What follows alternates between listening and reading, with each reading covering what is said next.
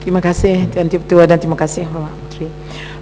Saya ingin penjelasan daripada pihak yang berhormat. Adakah Kementerian sedar bagaimana penyelundup ini menggunakan kereta pelik tempatan?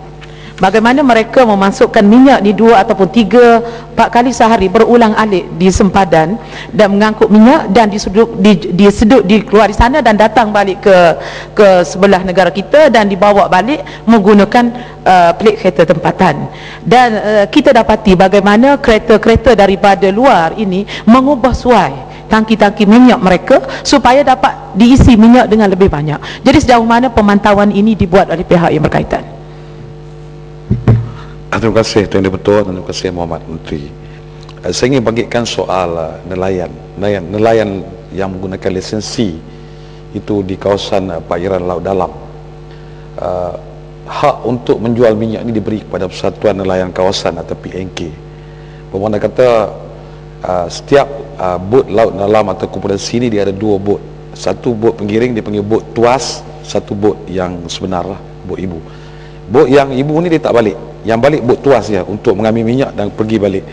Dan saya dipahamkan inilah yang paling banyak terjadi penjualan minyak subsidi ini di tengah laut kepada nelayan asing yang berlaku secara berleluasa kerana pemantauan amat sukar. APMM, tentera laut ke apakah perikanan apa takkan dapat membuat pemantauan kalau sesuatu terjadi jauh daripada daratan. Jadi sejauh mana pihak kementerian mengambil serius dan mengambil maklum perkara ini supaya tindakan yang sewajarnya untuk mengelak lebih banyak kerugian yang dialami oleh kerajaan. Saja. Yang Muhammad Menteri tadi, yang Muhammad Menteri kata minyak mesti diisi dalam kenderaan, tak boleh diisi dalam tong. Saya nak tanya macam mana kementerian memastikan minyak itu diisi dalam kenderaan? Adakah kementerian akan meletakkan pegawai-pegawai di semua pump stesen minyak? Terima kasih.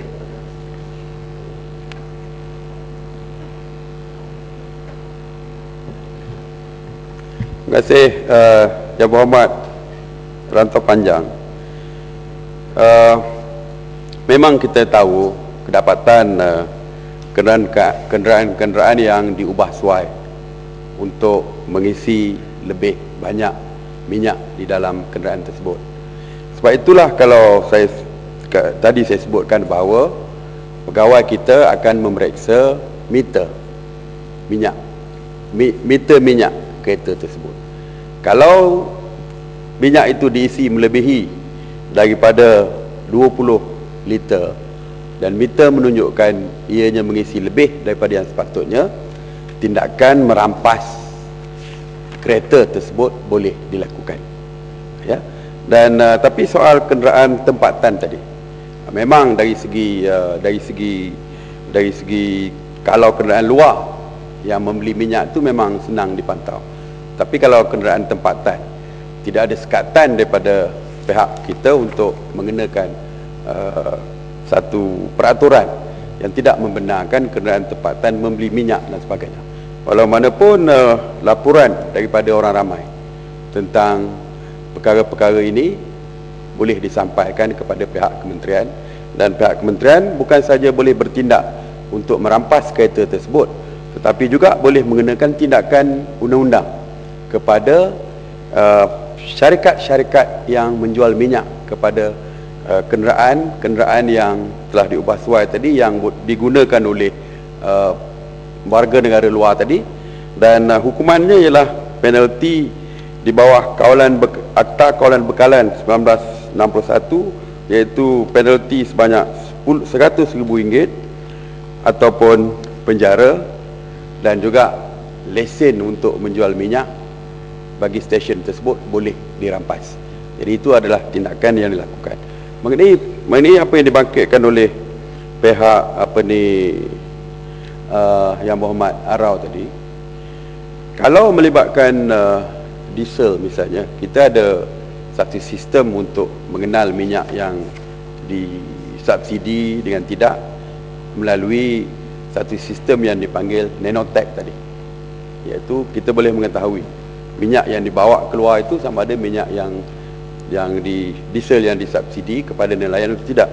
Tapi dari segi petrol, saya akui bahawa memang saya dah sebut awal-awal tadi bahawa pemantauan memanglah begitu sukar, terutamanya yang melibatkan di laut dan sebagainya. Sebenarnya di nelayan di Kuala Kedah atau Kuala Perlis, mereka lebih senang. Misalnya gula pun dibawa di dalam bot-bot nelayan ni untuk pergi ke laut dan sebagainya.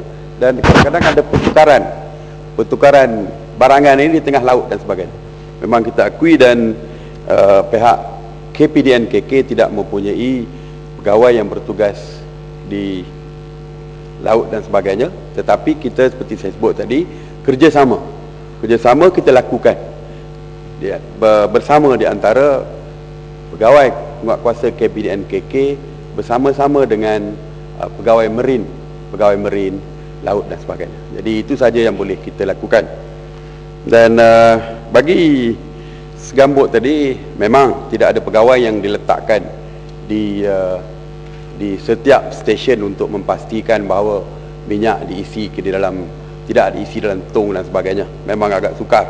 Tetapi seperti yang saya sebut tadi, pemeriksaan di kawasan sempadan, di setiap CIQ itu kita letakkan pegawai kita dan akan memeriksa setiap kereta yang melalui kawasan sempadan itu.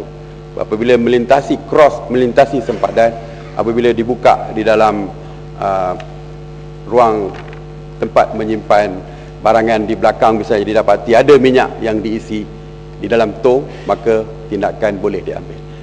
Jadi saya teruskan, bagi operasi membenteras penyeludupan berkaitan minyak petrol yang dijalankan dari 1 Januari 2009 hingga 31 Oktober 2009, sejumlah 52 tindakan kes telah diambil di seluruh negara, dan dari jumlah tersebut sebanyak 25,097 liter minyak petrol telah dirampas dengan nilai rampasan sebanyak 44,406.30 sen.